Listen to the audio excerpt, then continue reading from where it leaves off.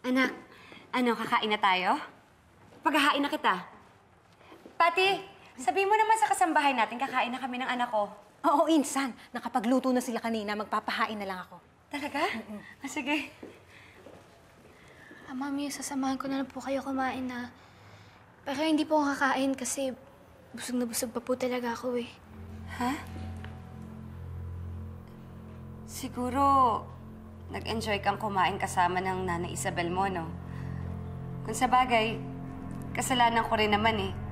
Kasi dinamay kita sa away namin ng Tito Jonas mo.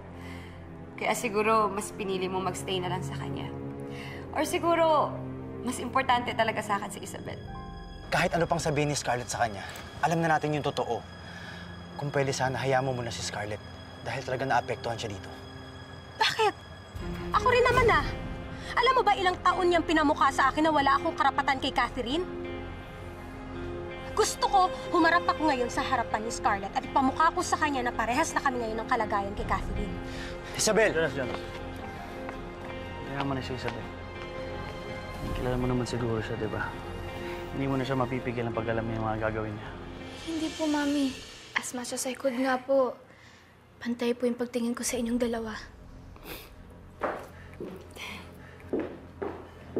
Pantay? Oo. Pantay na talaga kami ni Scarlett ngayon. Isabel, ano to? Hindi mo pa ba nasasabi sa anak ko? Ano? Sagutin mo ko! Sasabihin mo ba talaga sa kanya o wala ka talagang balak? Ano bang problema mo? Pinayagan ko na nga matulog sa inyo yung anak ko eh. Tapos nanggugulo ka pa dito? Hindi mo anak yan! Sabihin mo na lang kasi yung totoo sa kanya. Kung hindi mo sasabihin, ako magsasabi sa kanya.